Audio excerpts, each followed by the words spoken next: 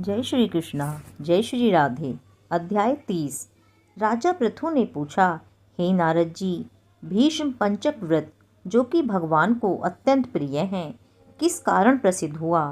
तब नारद जी ने कहा, हे राजन, यह व्रत अनादिकाल से है, परंतु बीच में लुप्त सा हो गया था। अब फिर यह कैसे प्रसिद्ध हुआ, सो कथा सुनो। श्री कृष्ण जी ने भीष्म जी को यह व्रत बताया था और उन्होंने ही सर्वप्रथम इसे किया था। इसी कारण यह व्रत भीष्म पंचक के नाम से प्रसिद्ध हुआ। हे राजा पृथु, महाभारत युद्ध से पहले पांडवों की ओर से जब भगवान श्री कृष्ण कौरवों को समझाने के लिए गए तो सर्वप्रथम वह विदुर जी के पास पहुँचे। विदुर जी ने उनका अत्यंत आदर सत्कार किया। तत्पश्चात श्री कृष्ण जी भीष्म जी के पास गए। वहां जाकर कुशल क्षेम के बाद श्री कृष्ण जी ने अपने आने का संपूर्ण वृतांत भीष्म जी को सुनाया। तब भीष्म जी कहने लगे, भगवन, तीनों लोकों के स्वामी होते हुए भी आप केवल पांडवों की ओर से दूत बनकर क्यों आए हैं तथा पांडवों के प्रति इतना प्रेम होने का क्या कारण है? तीनों लोक आपके वश में हैं, तब पांडवों ने ऐसा कौन सा व्रत, तप या यज्ञ किया है अथवा उनके पास ऐसा क्या वशीकरण है जिसके कारण आप उनके वश में हों? तब श्री कृष्ण जी मुस्कुराकर बोले, हे गंगा पुत्र, यद्यपि यह वार्ता अत्यंत गुप्त है, तथापि मैं इसे तुमसे कहता हूँ। दरअसल उन्होंने एक ऐसा व्रत किया है जो मुझको अत्यंत प्रिय है, इसी कारण मैं उनके वशीभूत हूँ। अब तुम उसका वृतांत सुनो। प्राचीन काल में उज्जैन नामक नगरी में कवि, शुचि, दृढ़, दंत तथा हंस नामक 5 ब्राह्मण रहते थे।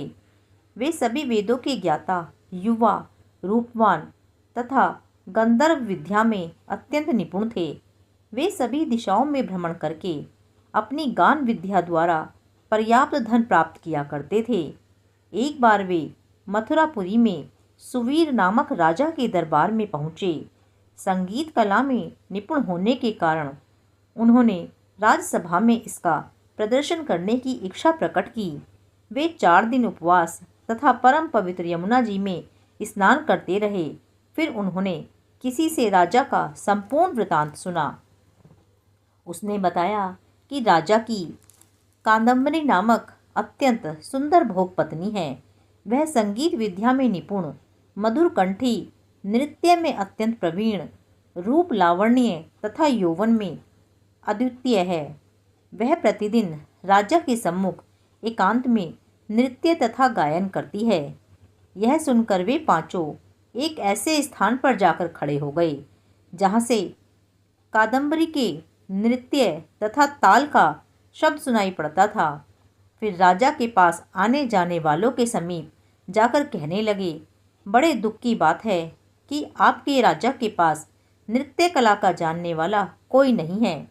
वीणा में तार बराबर नहीं है, 2 तार ढीले हैं तथा बाजे पर नृत्य भी शुद्ध नहीं है। यह बात किसी ने राजा से जाकर कह दी। राजा ने जहाँ पर कादंबरी का नृत्य हो रहा था उन 5 को बुलाया।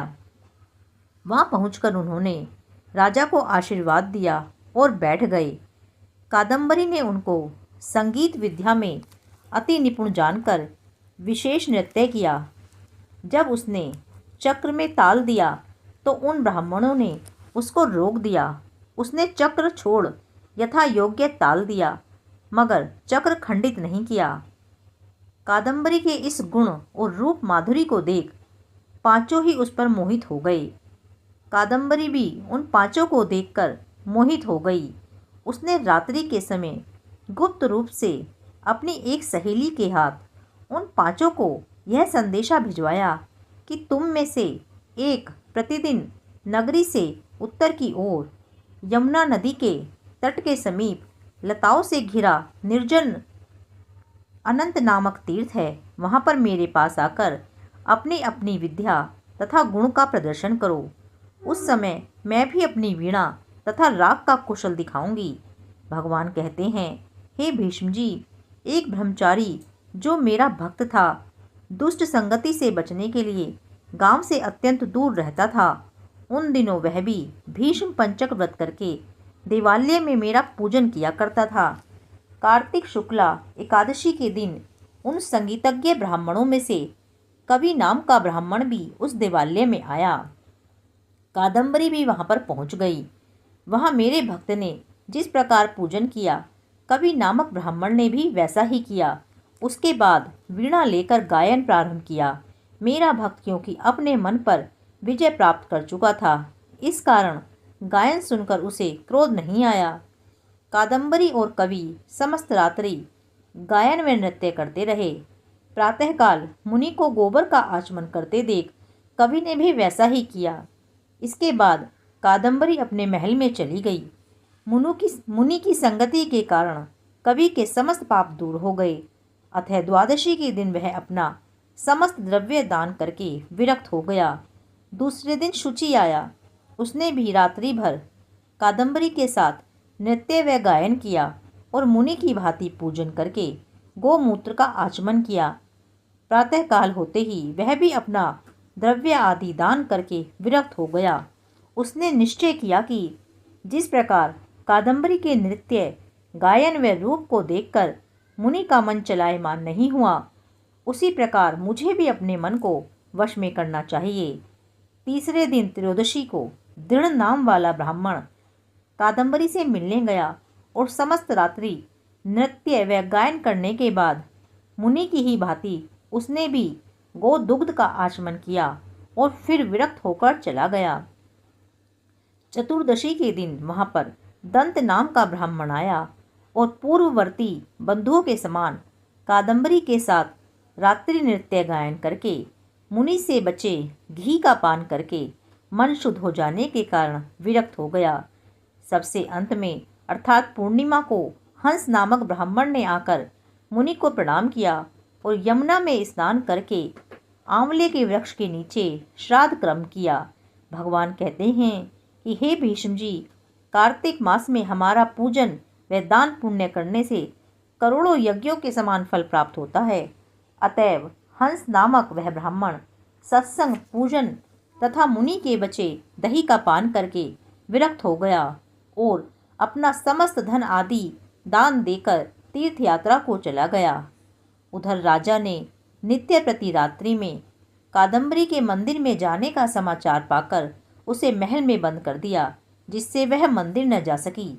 कार्तिक मास में हमारे सामने नृत्य गायन करने के कारण वही कादम्बरी अगले जन्म में द्रौपदी हुई तथा हंस नाम वाला ब्राह्मण आंवले के वृक्ष के नीचे श्राद्ध आदि करने से युधिष्ठिर हुआ।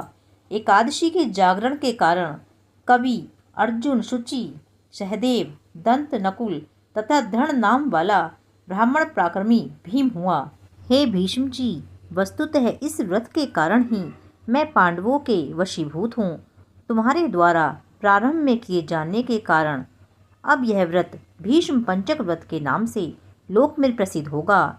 इस व्रत की समाप्ति पर ब्राह्मणों को भोजन तथा यथाशक्ति दान दक्षिणा देनी चाहिए। 30वां अध्याय पूर्ण। जय श्री कृष्णा, जय श्री राधे।